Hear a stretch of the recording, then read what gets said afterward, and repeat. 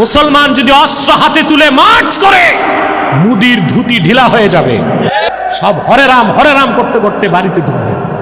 এই ভিডিওতে কিছু গুরুত্বপূর্ণ কথা বলা হয়েছে, অবশ্যই কথাগুলো মনোযোগ দিয়ে শুনে যাবেন এবং ভিডিওটাকে শেয়ার দিয়ে অন্যকে দেখার সুযোগ করে দিবেন। আগে ওনার কথাগুলো শুনেন। আমাদের শত্রু আমাদের পাশে, আমাদের অস্ত্র তৈরি করতে হবে বাংলাদেশে। বাজেটে বিরাট বাজেট, আমরা সুন্দর বাজেট হয়েছে, শিক্ষা খাতে 1 লক্ষ কোটি টাকার উপরে বরাদ্দ আছে, কিন্তু আমরা চেয়েছিলাম প্রতিরক্ষা খাতেও 1 লক্ষ কোটি টাকা বরাদ্দ থাকুক, যেন আমার দেশে সামরিক কারখানা হয়, অস্ত্র আমরা তৈরি করব। আর আমি সরকারকে, ইন্টারিম গভর্নমেন্ট ইউনূস সরকারকে বলেছিলাম, বাধ্যতামূলক বাংলাদেশে সকল মাদ্রাসা, স্কুল, কলেজের ছাত্র 18 বছর বয়স হলে প্যারা মিলিটারি ট্রেনিং দিতে হবে।